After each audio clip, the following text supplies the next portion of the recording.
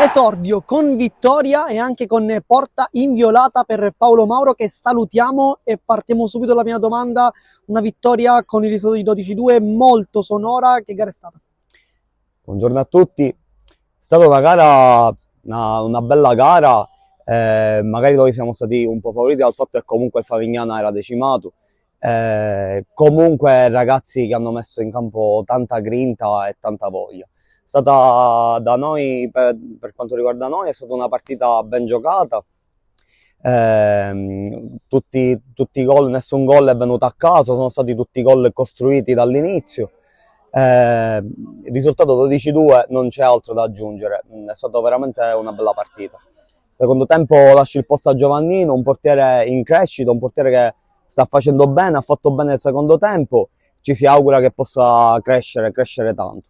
E ti ringrazio per l'assist, perché la mia seconda domanda è proprio su Giovanni San Martino, che è entrato nel secondo tempo. Nel corso della prima frazione invece ti abbiamo visto parlare a lungo con lui durante il time out. Cosa gli hai detto? Gli ho detto che non deve avere nessun timore perché comunque ha la capacità, sicuramente sia io che Giuseppe Calì che Agostino Raccampo stiamo cercando di formarlo per quello che sono le nostre competenze, perché ci teniamo, è sempre un ragazzino di 16 anni se non sbaglio, quindi ha ancora davanti una vita per poter crescere, quindi tutti quelli che sono, per quanti pochi possono essere, i consigli che riusciamo a darci glieli diamo tutti.